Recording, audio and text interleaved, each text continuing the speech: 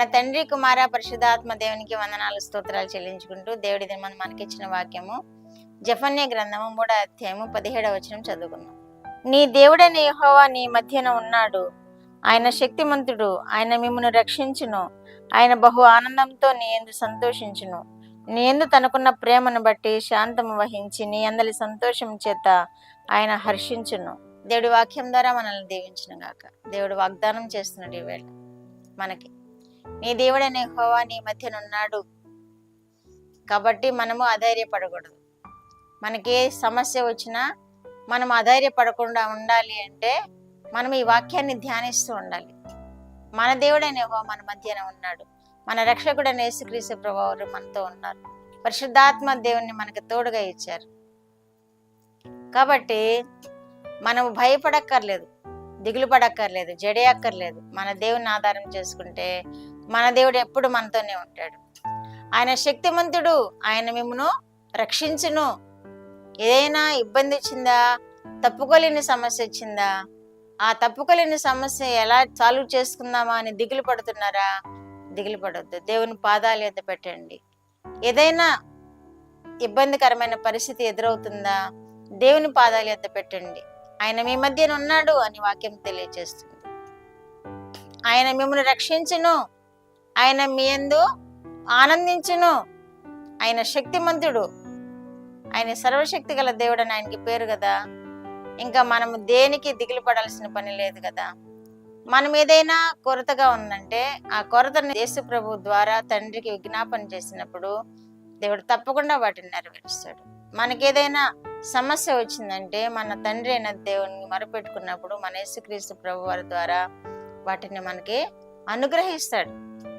ఆ సమస్యలన్నిటినీ సాల్వ్ చేస్తాడు, ఆ కృపలను అనుగ్రహిస్తాడు. మనం ధైర్యముగా ఉండే కృపను కూడా మనకి తోడుగా ఇస్తాడు. నీ యందు సంతోషించును అంటున్నాడు. నీ అందరి ప్రేమ చేత ఆయన శాంతంతో మనల్ని ఎదురు చూస్తున్నాడు.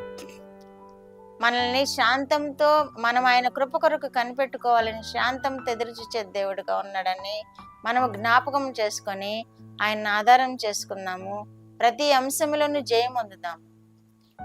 ఎంతో మంది రాజులు దేవుని ఆధారం చేసుకున్న వారు జయం పొందారు. ఎంతో మంది దేవునికి దూరముగా ఉన్నవారు అపజయాల పాలయ్యారు.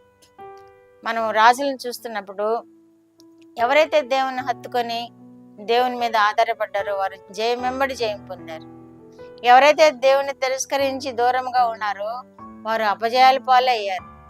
అలాగే మనము కూడా ఆ రాజుల యొక్క చరిత్రను మనం జ్ఞాపకం చేసుకుంటే మనము కూడా దేవుని హత్తుకొని దేవుణ్ణి ఆధారం చేసుకుని జీవించినప్పుడు ఆయన మన మధ్యన ఉంటాడు, మన మాటలు వింటాడు, మనకి భయం లేకుండా చేస్తాడు, మన ప్రార్థనలు వింటాడు, శాంతం వహించి ఆయన మనకు సహాయం చేస్తాడు. మన అందరి ప్రేమ చేత ఆయన శాంతం వహించే దేవుడుగా ఉన్నాడని వాక్యం తెలియజేస్తుంది. నీ అందరి సంతోషం చేత ఆయన హర్షించును అని కూడా తెలియజేస్తున్నాడు. మన ఎందుకు సంతోషిస్తాడు దేవుడు, ఆయన హర్షిస్తాడు.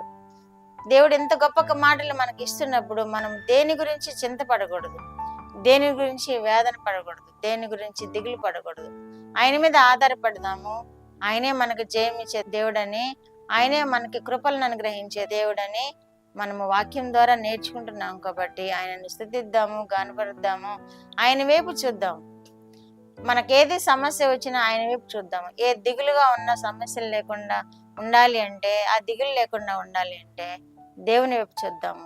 ఆ దిగులు తీసివేస్తాడు, ఆ సమస్యలను తీసివేస్తాడు, బిడ్డలను ఆశీర్వదిస్తాడు, బిడ్డలకు రక్షణ దయచేస్తాడు, కుటుంబాన్ని నెమ్మదితో ఉంచుతాడు దేవుడు.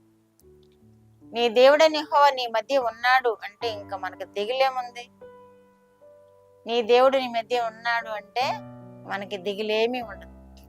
యెరూషలేము చుట్టూ అగ్ని ప్రాకారం ఉంచుతానని సెలవిచ్చిన దేవుడు మన చుట్టూ కూడా అగ్ని ప్రాకారం నుంచి మనల్ని కాపాడుతాడు.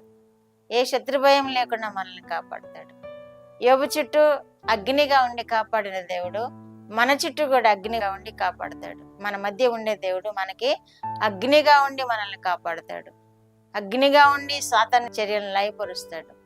అగ్నిగా ఉండి సాతాన్ని కీడు నుండి మనల్ని తప్పిస్తాడు. కాబట్టి ధైర్యంగా ఉందాము, ప్రార్థనలో గడుపుతాము, దేవుని ఆశీర్వాదాలు పొందుకుందాం. ప్రార్థన. మా దేవా, మా ప్రియ పరలోకపు ప్రభువా, మీ పరిశుద్ధ పాదములకు వందనాలు, స్తోత్రాలు. మా రక్షకుడు యేసయ్య స్తోత్రములు, పరిశుద్ధాత్మ దేవ స్తోత్రములు. ఇచ్చిన వాక్యం కొరకు స్తోత్రములు ప్రభువా. ఈ ఉదయ కాలంలో ప్రభువా, మీరు ఇచ్చిన వాక్యముని బిడ్డలు విని ఉన్నారు, ధ్యానిస్తూ ఉన్నారు. ఆశీర్వదించండి, కాపాడండి, వారిని వర్ధల చేయండి, ప్రతి సమస్య నుండి విడుదల కలుగు చేయండి. కుటుంబాలను మీరు నెమ్మదితో ఉంచండి, సమాధానంతో నింపండి, ఆరోగ్యంతో నింపండి. మీరే మహిమ పొందమని యేసుక్రీస్తు వారి పేరిటి మనవులు మీ పాదములతో వేడుకుంటున్నాను పరమ తండ్రి. ఆమేన్.